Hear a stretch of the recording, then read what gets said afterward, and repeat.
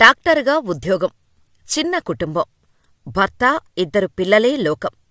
Family అంటే వారిదే అన్నట్టు అన్యోన్యంగా ఉండేవారు. కాని అంతలోనే ఆ లేడీ డాక్టర్ వారు ఉంటున్న ఫ్లాట్లోనే శవమే కనిపించింది. అసలు ఏం జరిగింది అని ఆరా తీస్తే విస్తుపోయే నిజాలు బయటకు వచ్చాయి. సాధారణంగా ఏదైనా కష్టం వస్తే డాక్టర్ దగ్గరకు వెళ్ళి దానికి తగ్గ ట్రీట్మెంట్ తీసుకుంటారు.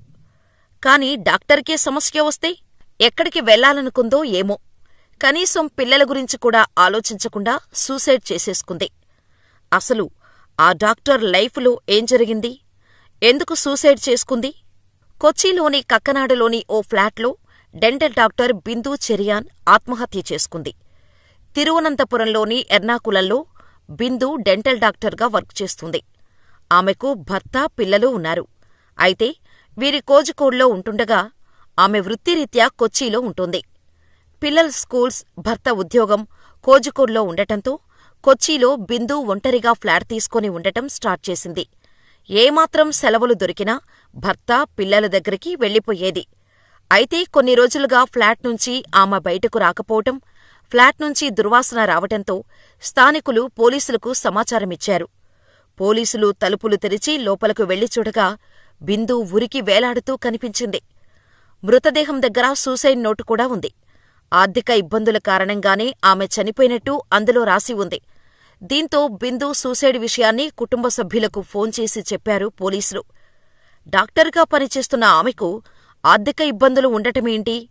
అసలు ఆమె చనిపోవటానికి ఆర్థిక ఇబ్బందులే కారణమా, లేక ఇతర కోణాలున్నాయా అనే విషయంపై పోలీసులు ఇన్వెస్టిగేషన్ చేస్తున్నారు. అయితే డాక్టర్ చదివి దంతవైద్యురాలిగా రాణిస్తున్న బిందు ఆత్మహత్య చేసుకోవటం స్థానికంగా సంచలనం కలిగించింది. వైద్యురాలిగా ఎంతోమందికి సేవలందించే బిందు ఇలా చేయడమేంటని అనుకుంటున్నారు. ఇదిలా ఉంటే బిందు మరణాన్ని జీర్ణించుకోలేకపోతున్నారు ఆమె కుటుంబ సభ్యులు.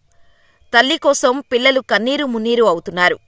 కనీసం ఆ 2 పిల్లల గురించి అయినా ఆలోచించి బిందు ఈ నిర్ణయం తీసుకోకుండా ఉండాల్సింది అని కుటుంబ సభ్యులు బాధను వ్యక్తం చేస్తున్నారు.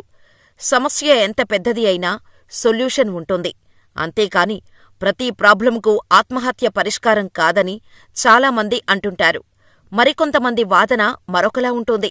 ఆ సిచ్యువేషన్ ఎదురైతే అలాగే ఆలోచన చేస్తుంటారని చెబుతుంటారు.